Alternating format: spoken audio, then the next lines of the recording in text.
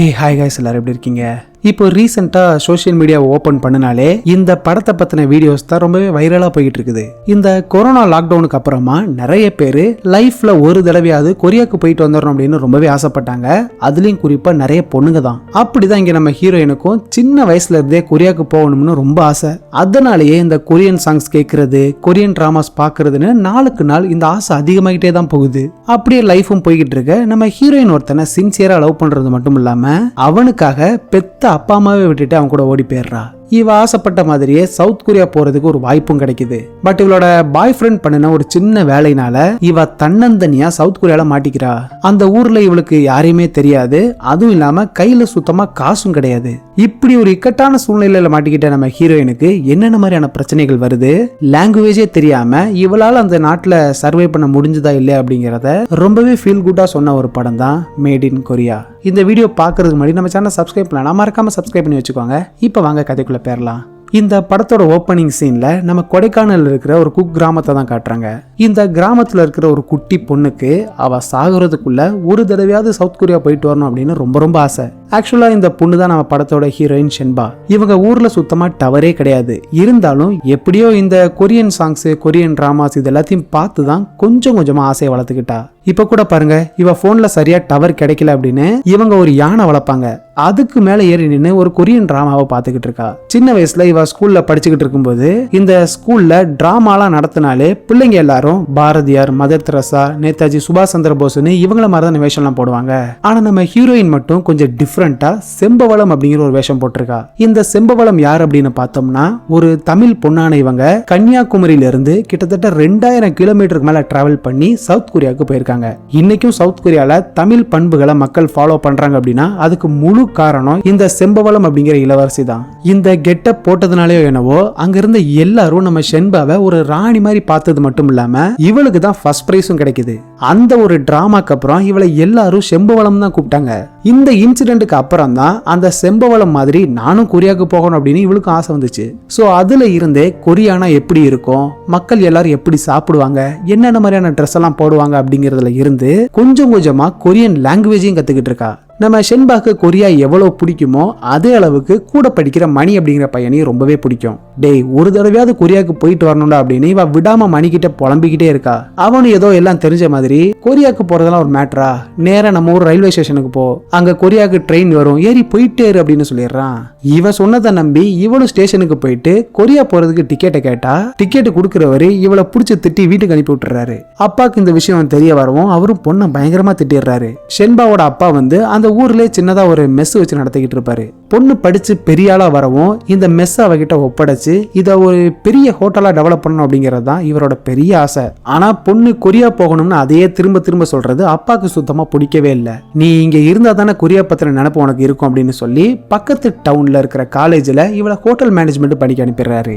என்னதான் வருஷங்கள் ஓடுனாலும் கொரியா போகணும் அப்படிங்கிற ஆசை மட்டும் இவளை விட்டு கொஞ்சம் கூட போகல. அங்கெல்லாம் போகணும்னா நிறைய பணம் வேணும்ல. சோ பேங்க்ல லோன் கேட்டு போறா. பட் இவளுக்கு லோன் தர முடியாதுன்னு சொல்லிடுறாங்க. என்ன நடந்தாலும் சரி எப்படியாவது கொரியாவுக்கு போயிடணும் அப்படின்னு வீட்டுக்கே தெரியாம பாஸ்போர்ட்டுக்கு அப்ளை பண்ணிட்டு வந்திருக்கா. இப்படி இவ இஷ்டத்துக்கு நடக்கிறத பார்த்தது இவளோட அம்மாக்கு பயங்கரமா கோவம் வந்துருது. பொண்ணுக்கு சீக்கிரமா ஒரு கல்யாணத்தை பண்ணி வைக்கணும் அப்படின்னு அதுக்கான வேலையை பார்க்க ஆரம்பிச்சிடுறாங்க. இந்த விஷயத்தை எப்படியாவது அவங்க கிட்ட சொல்லிடணும் அப்படின்னு நேரா கிளம்பி இவளோட பாய் ஃப்ரெண்ட் மணியை போய் மீட் பண்றா. ஆக்சுவலா அவங்க 2 பேரும் 8 வருஷமா லவ் பண்றாங்க. இவன் இந்த ஊர்ல இருக்கிற ஒரு பெரிய பார்ல வெயிட்டரா வேலை பார்த்துக்கிட்டு இருக்கான். இங்க பாரு மணி, என் வீட்டுல கல்யாணம் பேச்சு எடுக்க ஆரம்பிச்சிட்டாங்க. நீ எப்ப வந்து என் அப்பா கிட்ட நம்ம மேட்டரை பத்தி பேச போற? ஹே, உனக்கு புரியுதா இல்லையாடி? நான் என்ன வேலை பார்த்துக்கிட்டு இருக்கேன்னு உனக்கு தெரியும்ல. இதுல வேற என் அப்பா வாங்கின கடன் நிறைய இருக்குது.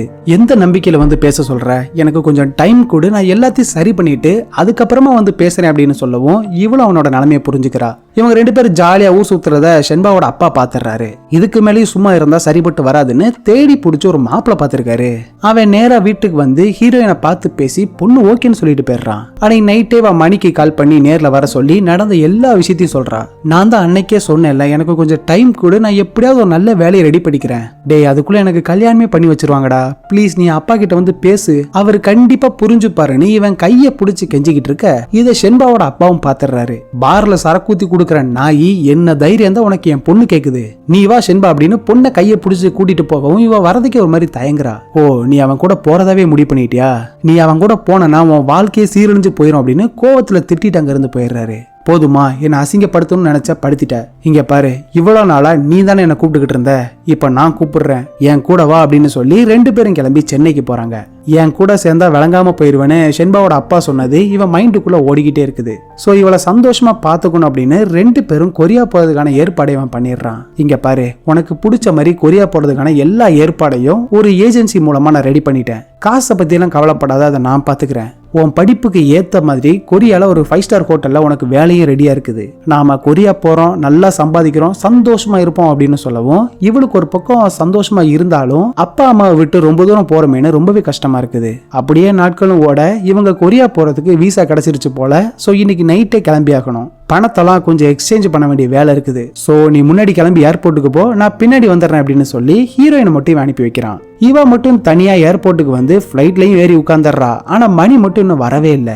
உடனே அவனுக்கு கால் பண்ணி, எங்க இருக்க நீ, நான் பிளைட்டுக்குள்ளே வந்து உட்காந்துட்டேன், ஹே ஒரு 2 நிமிஷம், இதோ அவ்வளவுதான் கிட்ட வந்துட்டேன் அப்படின்னு சொல்லி இவன் போனை கட் பண்ணிடுறான். அப்பா அம்மா விட்டு ரொம்ப தூரம் போறாள். சோ மனசு கேட்காம அம்மாக்கு கால் பண்ணி, உன்கிட்ட கொஞ்சம் பேசணும் போல இருந்துச்சு அப்படின்னு சொல்லவும் அவங்க செம கடுப்பாயிடுறாங்க.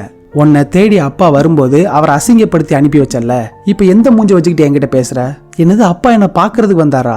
எனக்கு அந்த விஷயமே தெரியாதுன்னு இவ பேசிக்கிட்டு இருக்கும்போது நமக்கு அப்படியே அங்க என்ன நடந்தது அப்படிங்கறத காட்டுறாங்க. ஆக்சுவலா நம்ம ஹீரோயின் வந்து லோனுக்கு அப்ளை பண்ணியிருப்பாள, அந்த பணம் பேங்க்ல இருந்து வந்திருக்குதுன்னு சொல்லி அதை எடுத்துக்கிட்டு அப்பாவும் இவளை பார்க்க வந்திருக்காரு. இவர் அங்க பார்த்ததுமே மணி செம டென்ஷன் ஆயிடுறான். சார், உங்களை யார் இங்க வர சொன்னது? தயவு செஞ்சு இந்த இடத்த விட்டு கிளம்புங்க.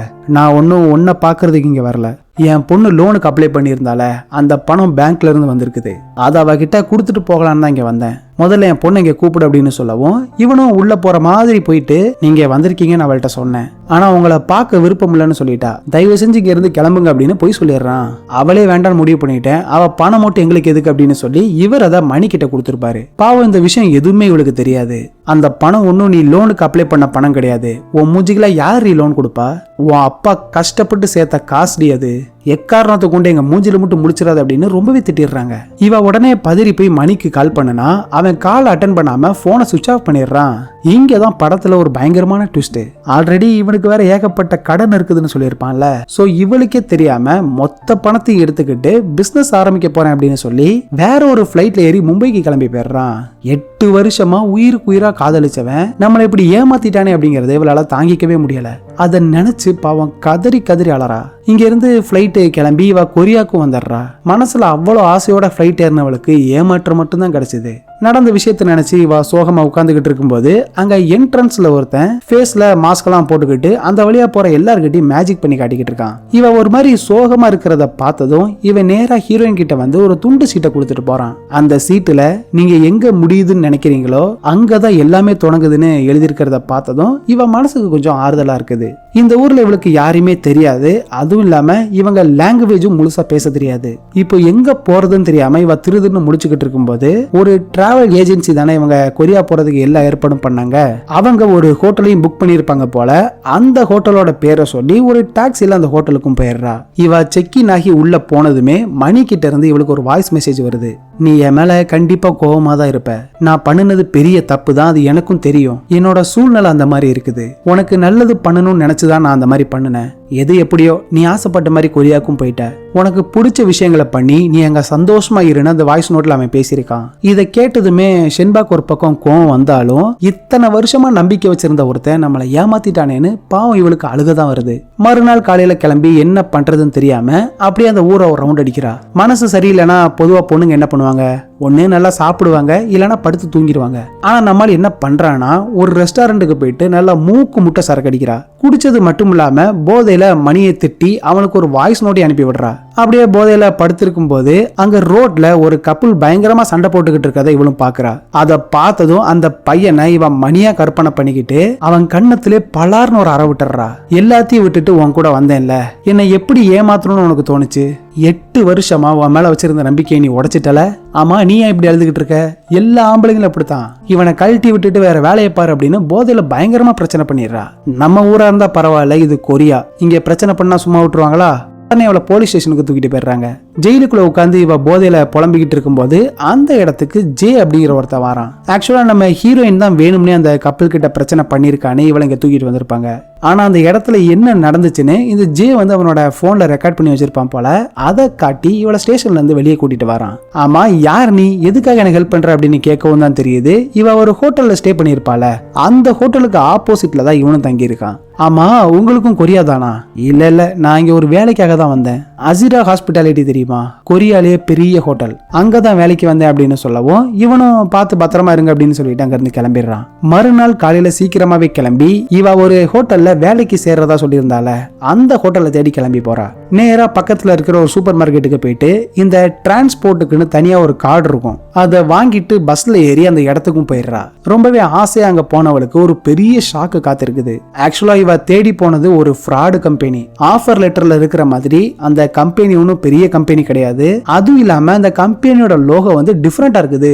இப்படி ஏமாந்துட்டோமே இவ திருதுன்னு முடிச்சுக்கிட்டு இருக்கும்போது அந்த இடத்துக்கு நேத்து ஸ்டேஷன்ல பார்த்த அந்த ஜே பையன் வரான். இவ அப்படி ஏமாந்து போய் நிக்கிறத பார்த்ததும் இவன் பயங்கரமா விழுந்து சிரிக்கிறான். ஆக்சுவலா நேத்து இவன் கிட்ட அந்த கம்பெனி பத்தி இவ சொல்லும் போதே அப்படி ஒரு கம்பெனியே இல்லைங்கிற விஷயம் அவனுக்கு தெரியும். அதை இவ கிட்ட சொல்லலாம் அப்படின்னு வரும்போது இவ அவனை பேசவே விடல.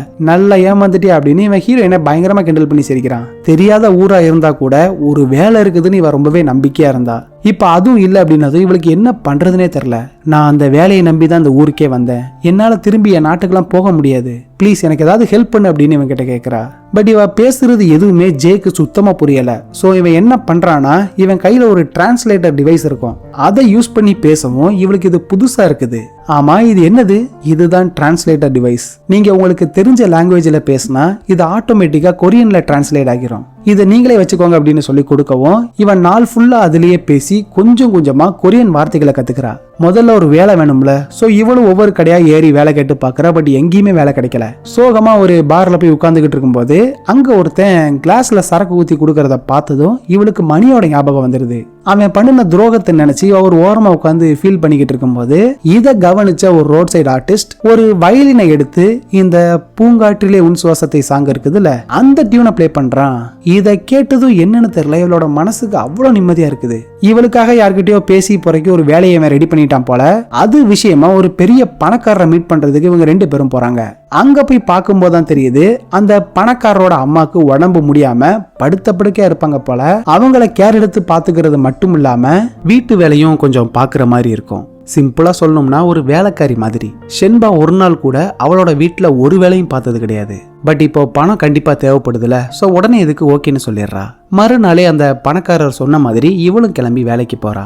நானும் என் ஒய்ஃபும் காலையில 8 மணிக்கு வேலைக்கு போனா நைட்டு 8 மணிக்கு தான் ரிட்டர்ன் வருவோம். அது வரைக்கும் என் அம்மாவை பத்திரமா பாத்துக்கோ அப்படின்னு சொல்லிட்டு கிளம்பவும் அந்த வயசான பாட்டிமாவை குளிப்பாட்டுறதுல இருந்து அவங்களுக்கு சாப்பாடு ஊட்டி விடுறது, அப்புறம் இவகிட்ட கொஞ்சம் திருநீர் இருக்கும், அது அவங்களுக்கு பூச்சி விட்டு ரொம்பவே கேரிங்கா பாத்துக்கிறா. அப்படிதான் ஒரு நாள் வீடை கிளீன் பண்ணிக்கிட்டு இருக்கும்போது திடீர்னு அந்த பாட்டிமா ரூம்ல இருந்து ஏதோ பொருள் கீழே விழுகிற மாதிரி ஒரு சவுண்ட் கேக்குது.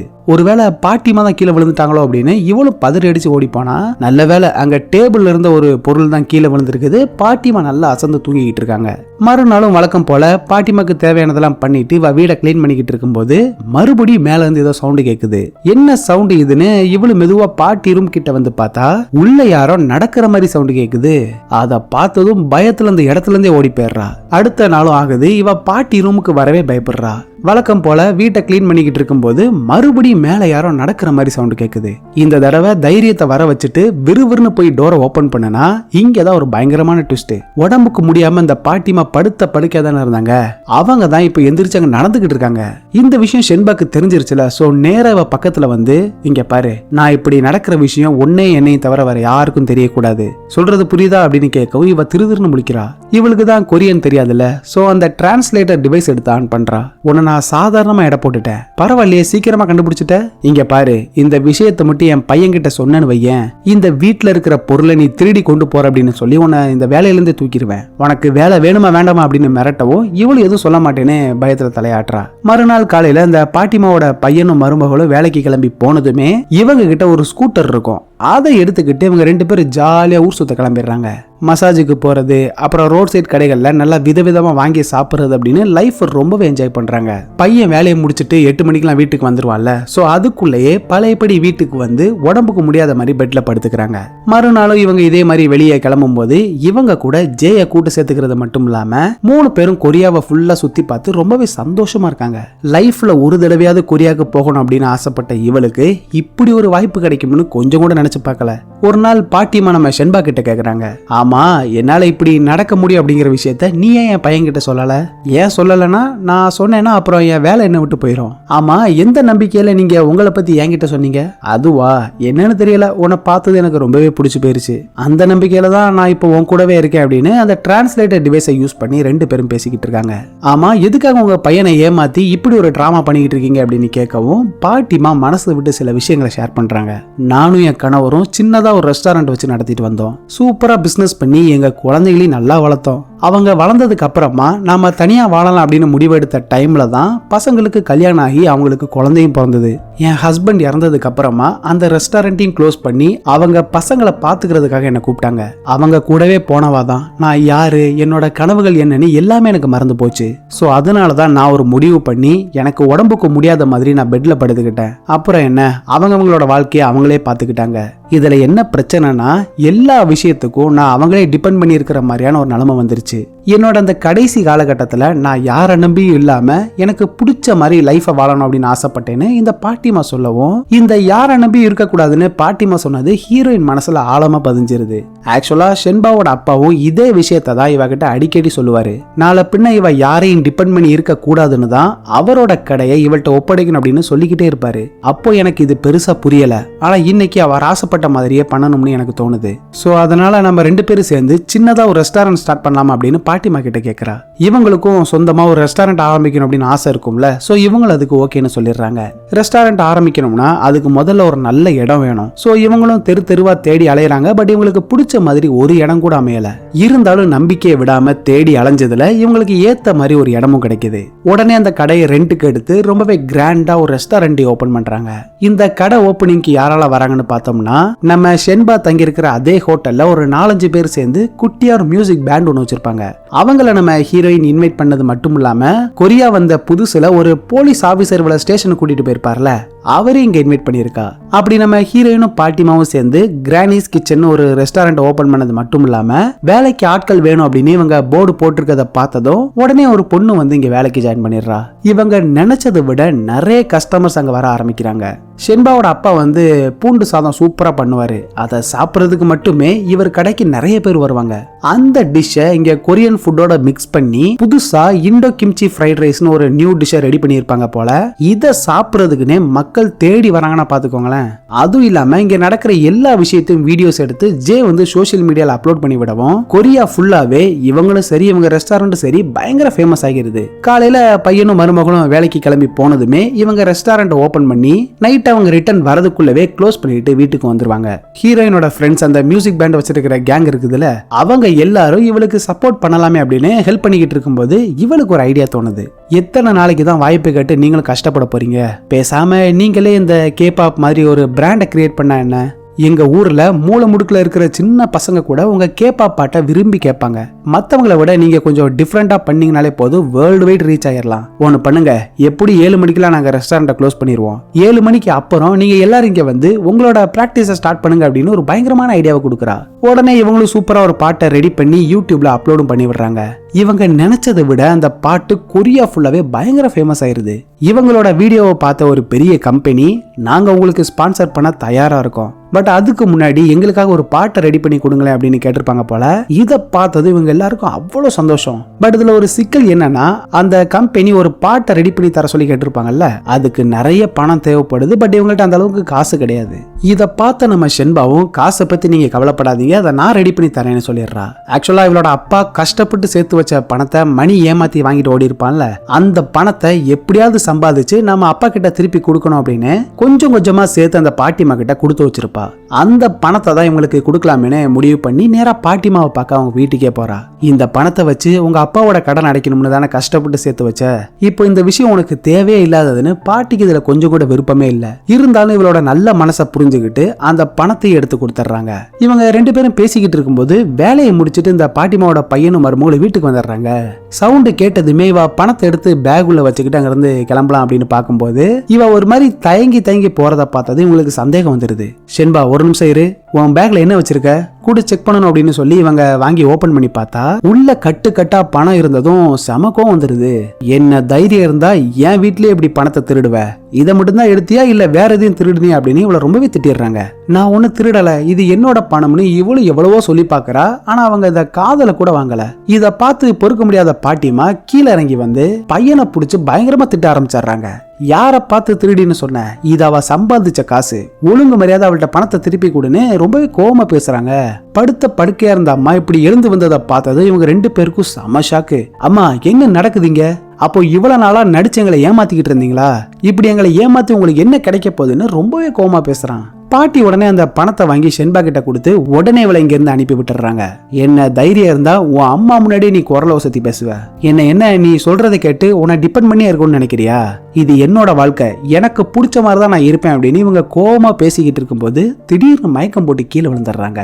பாட்டிமா உடனே ஹாஸ்பிட்டலுக்கு தூக்கிட்டு போகவும் இதை பார்த்த ஷென்பா பதறி அடிச்சு ஹாஸ்பிட்டலுக்கு ஓடி வரா. நல்லா ஜாலியா ஓடி ஆடின பாட்டி இப்படி பெட்ல படுத்திருக்கிறத பார்த்தது இவளுக்கு ஒரு மாதிரி கஷ்டமா போயிருது. நான் முதல்ல அவங்களை இப்படி பெட்ல பார்க்கும்போது எனக்கு எந்த ஃபீலிங்குமே வரல. ஆனா இப்ப என்னால உங்களை இந்த நிலைமையில பார்க்கவே முடியல. உங்களுக்கு எதுவும் ஆகாது, நீங்க பழையபடி எந்திரிச்சு வந்துடுவீங்கன்னு இவ பாட்டிமா கையை பிடிச்சு அழுகவும் பாட்டிமாவும் திரும்ப ஷென்பாவோட கையை இறுக்கி பிடிப்பாங்க. இவ கிட்ட ஒரு டிரான்ஸ்லேட்டர் டிவைஸ் இருக்கும்ல, அதை பாட்டிமா கிட்ட வச்சுட்டு இனிமேல் உங்களை திருப்பி எப்ப பாப்பேன்னு தெரியல அப்படின்னு இவ அழுதுகிட்டு அங்க இருந்து கிளம்பி போயிடுறா. இந்த பணத்தை எடுத்துட்டு போய் நேரா அந்த ஃப்ரெண்ட்ஸ் கிட்ட கொடுக்கவும் அவங்க எல்லாருக்கும் அவ்வளவு சந்தோஷம். இந்த பணத்தை வச்சு உடனே இவங்க எல்லாரும் சேர்ந்து ஒரு பெரிய ஆல்பமே ரெடி பண்ணிடுறாங்க. ஷென்பாவும் இவங்க கூடவே இருந்து தேவையான ஹெல்ப் எல்லாம் பண்ணிக்கிட்டு இருக்கும்போது இவளோட எக்ஸ் பாய் ஃப்ரெண்ட் மணி இருக்கான்ல, அவங்கிட்ட இருந்து இவளுக்கு ஒரு கால் வருது. அவன் பேரை பார்த்ததுமே உடனே இவ போனை கட் பண்ணிடுறா. அப்படிதான் ஒரு நாள் இவ போன்ல சும்மா ஸ்க்ரால் பண்ணிக்கிட்டு இருக்கும்போது ஒரு நியூஸை பாக்குறா. ஆக்சுவலா நம்ம ஷென்பாவோட சொந்த கிராமம் இருக்குதுல, அங்க அதிகமான மழை பெஞ்சதுனால மண் சரிவு ஏற்பட்டு நிறைய மக்கள் இறந்து போயிருக்காங்க. அதுவும் இல்லாம நிறைய பேர் இதுல தங்களோட வீடையும் இழந்திருக்காங்க.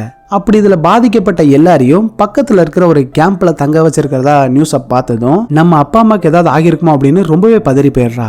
அவங்களுக்கு கால் பண்ணி பாக்குறா, பட் போன் ரீச் ஆகவே இல்ல. உடனே பதறி போய் பாஸ்போர்ட்டை எடுத்துக்கிட்டு அங்கிருந்து கிளம்பி இவளோட சொந்த ஊருக்கே வந்துடுறா. பாதிக்கப்பட்ட எல்லாரையும் ஒரு கேம்ப்ல தங்க வச்சிருக்கிறதா சொன்னாங்கல்ல, அங்க போய் பார்த்தா இவளோட அப்பா அம்மா 2 பேரும் பத்திரமா அங்கதான் இருக்காங்க. அவங்களுக்கு எதுவும் ஆகல. பொண்ணை மறுபடியும் அங்க பார்த்ததும் அவங்க மனசுக்கு அவ்வளவு சந்தோஷமா இருக்குது.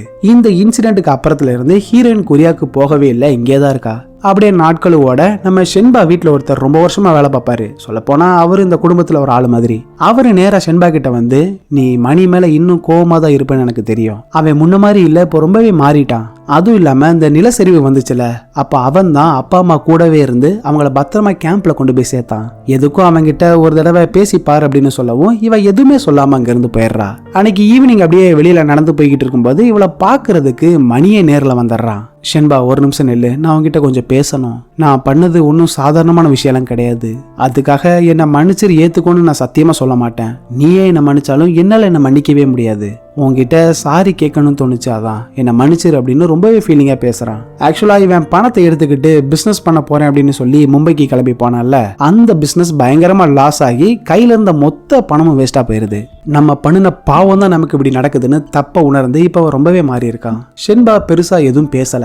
ஒரு விதத்துல நீ எனக்கு நல்லதுதான் பண்ணிருக்க, இல்லனா எனக்கு பிடிச்ச கொரியாவுக்கும் போயிருக்க மாட்டேன், என் லைஃப் இந்த அளவுக்கு சூப்பரா மாறி இருக்காது, எல்லாத்துக்கும் ரொம்பவே நன்றி அப்படின்னு சொல்லிட்டு இவள் அங்க இருந்து கிளம்பி போயிடுறா. இவ திருப்புன்னு சொல்லாம கொள்ளாம ஊருக்கு போயிட்டால, சோ அங்க நிலைமை எப்படி இருக்குதுன்னு கேட்டு ஜே இவளுக்கு ஒரு வீடியோ எடுத்து அனுப்பியிருக்கான். அந்த வீடியோவை உத்து கவனிக்கும் போதுதான் தெரியுது, அதுல ஜேக்கு பின்னாடி ஒரு மாஸ்க் இருக்குது. இந்த மாஸ்க் என்னன்னு தெரியுதா? இவ கொரியா வந்த அன்னைக்கு ஏர்போர்ட்ல சோகமா உட்கார்ந்து இருக்கும் போது ஒருத்தர் இதே மாஸ்க் போட்டுக்கிட்டு வந்து மேஜிக் பண்ணி காட்டியிருப்பானே. ஆக்சுவலா அது வேற யாரும் இல்ல, நம்ம ஜே தான். அவனுக்கு நம்ம ஷென்பாவை முதல்ல பார்த்ததுல இருந்தே ரொம்பவே பிடிச்சி போயிருது. ஆனா அதை பெருசா இவன் வெளிக்காட்டிக்கல. அவன் பேசின அந்த வீடியோவை இவ பார்த்துக்கிட்டு இருக்கும்போது திடீர்னு அங்க யாரோ வயலின் வாசிக்கிற சவுண்டு கேட்குது. இவளும் உடனே திரும்பி பார்த்தா அங்க இவளோட அந்த மியூசிக் ஃப்ரெண்ட்ஸும் அப்புறம் நம்ம ஜே அவங்க வந்திருக்காங்க. ஆக்சுவலா ஷென்பாக்கு ஒரு சர்ப்ரைஸ் கொடுக்கணும் அப்படின்னு தான் இவங்க எல்லாரும் கொரியால இருந்து இங்க வந்திருக்காங்க. அவங்க எல்லாரையும் மறுபடியும் பார்க்கவும் இவ முகத்துல அவ்வளவு சந்தோஷம். அப்படியே எல்லாரும் ஓடி வந்து ஷென்பாவை கட்டி பிடிச்சிக்கிறாங்க. அவங்க எல்லாரையும் வீட்டுக்கு கூட்டிட்டு போயிட்டு சாப்பாடு பண்ணி கொடுக்கவும் இவங்க எல்லாரும் நம்ம பாரம்பரிய ஃபுட்டெல்லாம் சாப்பிட்டதே இல்லைல்ல, ஸோ அதை டேஸ்ட் பண்ணதுமே இவங்களுக்கு அது ரொம்பவே பிடிச்சி போயிருது. நம்ம பொண்ணுக்காக இவங்க எல்லாரும் இவ்வளவு தூரம் டிராவல் பண்ணி பார்க்க வந்ததை நினைச்சு அப்பா அம்மாவுக்கு ரொம்பவே சந்தோஷம். நேரா இவர் பொண்ணுகிட்ட வந்து உன் மனசுக்கு என்ன தோணுதோ நீ அதை தைரியமா பண்ணு. நீ ஏதோ அம்மா கிட்ட சொன்னியாமே அப்பா கிட்ட வாங்கின காசை திருப்பி கொடுக்க முடியாம போயிருச்சுன்னு. உண்மையாவே நீ அந்த காசை திருப்பி கொடுத்துருந்தா கூட நான் இவ்வளவு சந்தோஷப்பட்டிருக்க மாட்டேன். ஆனா நான் இப்ப ரொம்பவே சந்தோஷமா இருக்கேன். ஏன் தெரியுமா? உன்னை பாக்குறதுக்காக இவ்வளவு தூரத்துல இருந்து ஒரு 4-5 பேர் வந்திருக்காங்க தெரியுமா? அதுதான் எனக்கு பெரிய சந்தோஷம். ஒன்னு பண்ணு, நீ சந்தோஷமா உனக்கு பிடிச்ச கொரியாக்கு போ, அப்பா நான் சொல்றேன் அப்படின்னு பொண்ணு அவங்க எல்லாரு கூடயும் பத்திரமா கொரியாக்கு அனுப்பி வைக்கிறாரு. கொரியா வந்ததுமே இவன் நேரா அந்த பாட்டிமாவை பார்க்க அவங்க வீட்டுக்கு போனா வீடு பூட்டி இருக்குது. அவங்க எங்க போனாங்கன்னு தெரியாம நேரா ஜெய் கிட்ட வந்து கேட்டா இவ பாட்டிமாவை கடைசியா பார்த்துட்டு போகும்போது அந்த டிரான்ஸ்லேட்டர் டிவைஸ் அவங்க பக்கத்துல வச்சுட்டு போயிருந்திருப்பால, அதை இவன் ஷென்பா கிட்ட கொடுக்குறான். அதை பிளே பண்ணி பார்க்கும் போதுதான் தெரியுது பாட்டிமா இவளுக்காக பேசி அதில் ரெக்கார்ட் பண்ணி வச்சிருக்காங்க. ஹாய் ஷென்பா, எப்படி இருக்க? உன் கூட நான் இருந்த அந்த நாட்கள் ரொம்பவே அழகா இருந்துச்சு. சொல்ல போனா நான் நானா இருந்தேன். முக்கியமா எனக்குன்னு இருந்த ஒரு சின்ன ஆசை, நான் ரெஸ்டாரண்ட்டை மறுபடியும் ஓபன் பண்ணணும் அப்படின்னு. அந்த ஆசை உன்னாலதான் நிறைவேறுச்சு. நீ எனக்கு ஒரு பொண்ணு மாதிரி, நான் எப்போ உனக்காக இருப்பேன். எனக்கு உன்னை சீக்கிரம் பார்க்கணும் ஷென்பா, உடனே கிளம்பி வா அப்படின்னு அதில் பேசியிருக்காங்க. இவ உடனே ஜெய் கிட்ட பாட்டி இப்போ எங்க இருக்காங்க அப்படின்னு கேட்கவும் தான் அவன் ஒரு ஷாக்கிங்கான விஷயத்த சொல்றான். பாட்டிமா இப்போ உயிரோட இல்ல, அவங்க இறந்துட்டாங்க. இதை கேட்டதுமே ஷென்பாவால தாங்கிக்கவே முடியல. பாவம் கதறி கதறி அலறா. பாட்டிமா கூட இவ டிராவல் பண்ண எல்லா விஷயங்களும் இவளுக்கு மைண்ட்ல வந்து போகுது. பாட்டிமா இப்போ நம்ம கூட இல்லைனாலும் அவங்களோட ஆசை முடிஞ்சு போயிடக்கூடாதுன்னு பழையபடி ரெஸ்டாரண்ட் ஓபன் பண்றா. இப்போ அவங்க நம்ம கூட இல்லைனாலும் அவங்களோட ஆன்மா இந்த இடத்துல தான் நம்ம கூடவே துணையா இருக்கும் அப்படிங்கிற ஒரு சந்தோஷமான விஷயத்தோட இந்த படமும் முடியுது. நீங்க சொல்லுங்க, படம் எப்படி இருந்துச்சு? அடுத்து இதே மாதிரி ஒரு சூப்பரான படத்தோட உங்களை சந்திக்கிறேன். அது வரைக்கும் டாடா.